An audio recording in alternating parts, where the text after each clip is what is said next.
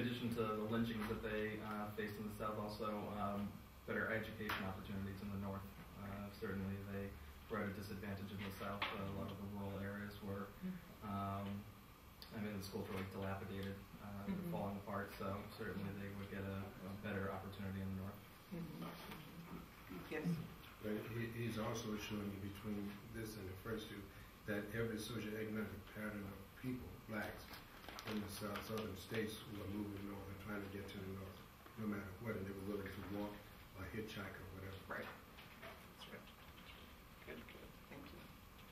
With the 60-panel series, it's broken up into 8 themes, but just for the sake of simplicity, it's generally 3 different conversations going on. He's covering life in the South, depicted by this example. He's covering the actual migration, the movement, the transportation, the railroad station stuff that groups together, and then life in the North. And he just mentioned about the lives of poor people. This example, the caption reads, "Food had doubled in price because of the war." What do you imagine this woman is cutting up there? Yes. For those of you who don't know, there's something called fatback or stricoline. And fatback or stricoline is that portion of the hog that is cut where you get your bacon from. And that was also, during slavery, that was the cheaper cut of meats that they threw out to slaves. And of course, it had become a delicacy now, it's expensive. But there, she is stretching. She's stretching her meal, their meal, really. That's correct. So, at that time, that was probably considered kind of substandard, right? Food for diet. Right. Yeah, but this was the experience that folks had at the time. Crops were left to dry and rot. There was no one to tend them. There were lynchings. We mentioned that already about the violence that spread across the region. Discriminatory practices by tenant farmers in the hands of planters. Can we just address that moment? Sure. I'm curious, what you do in our colleagues who are watching that, what do they think is happening in this picture? Great question. Yes? I think that the man with the writing utensils probably unfairly writing down the weight of what the black men have produced, probably cheating him in the transaction. Yeah. Other folks? Thinking that they had to produce so much, it was like a certain quota that they had to meet. That's what I'm assuming. Okay. And you had a comment here? Yes. No, we just have 2 faces. We have 2 faces here. Yeah. Why do you think that would be important? Even though it's just 2 faces, it's still a bigger sign of a larger community of people, because I'm sure this wasn't like a isolated practice or anything like that. So it may be just an individual face, but it's widespread. Yes. I think the use, because it's in several other pictures where you see the white face and the black face, and sort of, the adversarial relationship between both. I think it stands out there. Right. As opposed to not seeing faces in some of the other paintings. Good point. Good. Migrants found improved housing when they arrived north. Just as an aside, Lawrence, again, rigorous research he did at the Schomburg Center. He was reading all types of resource material to write these captions. Let's talk a little bit about some of the symbols or design or form that's found in his images. We've already mentioned the color and people together and no faces and some having faces. What do you think this image is trying to explain to us, show us about life in the north. Yes, sir, New Hampshire. And there's no agriculture, there's no sky in this picture, there's no grass, it's all Right. building and glass. And Right. So kind of your landscape, your skyscape, so to speak, radically changes when you're moving to the north. Yes. These are better, but they're still not equal, because I'm looking at the two buildings, the three buildings, two have 6 windows, the other one has 3. And to make sure that although it is better, there is still some inequality that's present in the north as well. What about the shape of these windows, or the number of windows? What does that kind of tell you about what the living conditions may be like? Well, I think it's talking about like the number of people within each building also, and they're more closely put together in this area. Right, exactly. Anyone on this side want to comment? Yes, ma'am. We have indoor tenement living now instead of outdoor shacks. Right. This is a radical change in the way people were living and their relationship to the land. Someone like to read the caption out loud? They found discrimination in the north. It was a different kind. It was a different kind. So someone please describe to me what's happening in this image. Dining separately. Good. How is he using some of the objects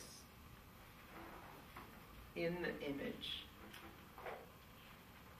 to address the point that she's just made, dining separately? What makes her say that? Yes, the new hand first. The chairs are turned away from each other. There's a lot of alienation in how there's this empty space and they're all just kind of looking off in different directions. There's no connection with the diners within this larger space. The chairs are positioned differently. They're not looking at each other. Yeah.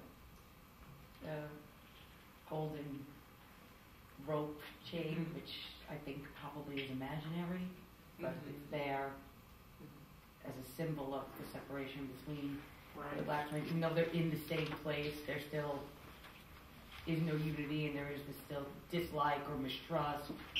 And the whites in the picture seem to have a sinister appearance to them. No, why do you say that?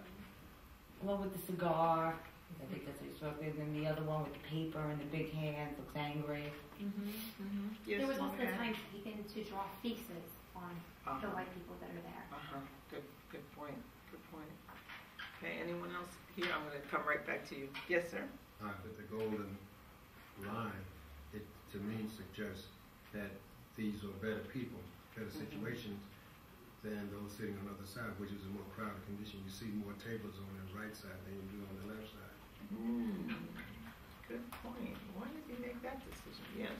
And the forks, the golden fork, it looks almost like a pitchfork, like a devil's pitchfork. Yeah. It looks a little menacing. It doesn't look like one that we would use at our tables. No. Anyone else? Yes. The whites have hands. You know, you can see the hands and the fingers are very large. Yes. Whereas the blacks have no hands. It's almost like a power depiction, I think. Good point. Yes. He's reading a menu or a newspaper. Maybe it could be the lack of education on the right-hand side. And I also see that freedom didn't mean equality whatsoever. Right. Good point. A different type of discrimination, right? That's what he talks about. There's a quote I have from Lawrence in discussing this image in particular, and he talks about the psychological barrier. Although there wasn't a rope, there may have been a sign, and in fact, when he first went down south with his wife, because he hadn't been there before, it was actually 1941 when he went there, he said, oh, the signs, you know, depending on where you were going, the signs would change in terms of where you could sit in public transportation, and it was just kind of the stress of knowing that there was always this physical separation that had to happen. That's what he tried to get at with this image. Female workers were the last to arrive north. What's happening in this image? Wasn't that a similar fashion to how they used to wash clothes in the South with the stick, and you just have to churn it and beat the dirt out of it, and one's drying in the back? Mm-hmm. Taking the Southern tradition, not tradition, just your only know-how. Right. Now, can you how would she have been? How do you think she was received in the North doing laundry in this way? She would not have been exposed to how they were cleaning clothes in the cities. That's right. And therefore she may have been rejected by some of the people that she wanted to work for, because many of those women came here and worked for white households. They had to relearn how to wash their clothes, and usually they had a machine that they taught. Exactly. But they would be fired if they had tried to do it that way. Exactly. So there was a lot of things they had to relearn when they moved north, and maybe some of the things that they did could be transferred in secret or not to their new experience, but other things they couldn't. And they're also coming against other black folks who might receive them well, might not receive them well. So there's a lot of class conflict also occurring there. Yes. Also, as the last to arrive from the North, the jobs that are available to them are probably the most menial, Right. the jobs that no one, just like any immigrant group that studied, or the migrant group, the last ones there, they usually, or the ones that are get the opportunities for the least paying jobs, the more menial, and also it's also what they had the ability or the exposure to. And women who had been there longer may have had better jobs. The ones that came last were left with these types. And over time they can. Yes. I don't know. I was gonna say, to me, I feel like the women are probably kind of doing the same thing that they were doing in the South. They're just doing it in the North. I don't see that. That this has changed that much for them. Whereas you talked about industrial opportunities opening up for men. Right. So that's a different type of job. Right. But for the woman who was raising someone else's children and taking care of the house and possibly cooking, they're kind of just doing that, but just now in the North. In the North, yeah. So then, through looking at other primary documents, right, we can help fill out the story. What were women saying about the work opportunities that they had? How did they acquire them?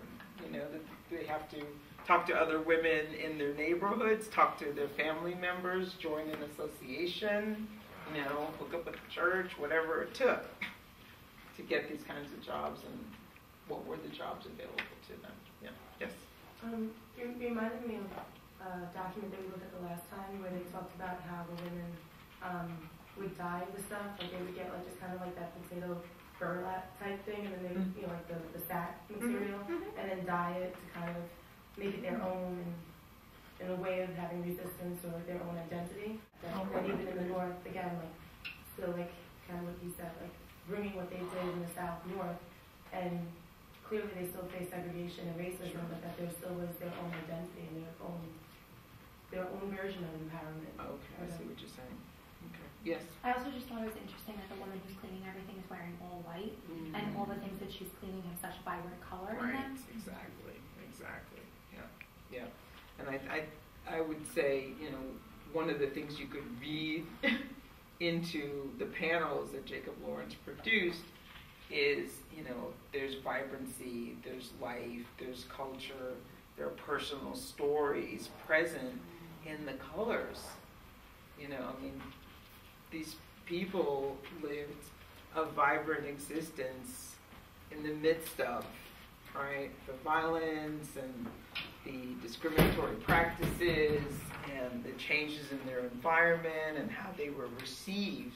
There was still a great life force that was present, and that was what he wanted to demonstrate in this personal and collective visual narrative.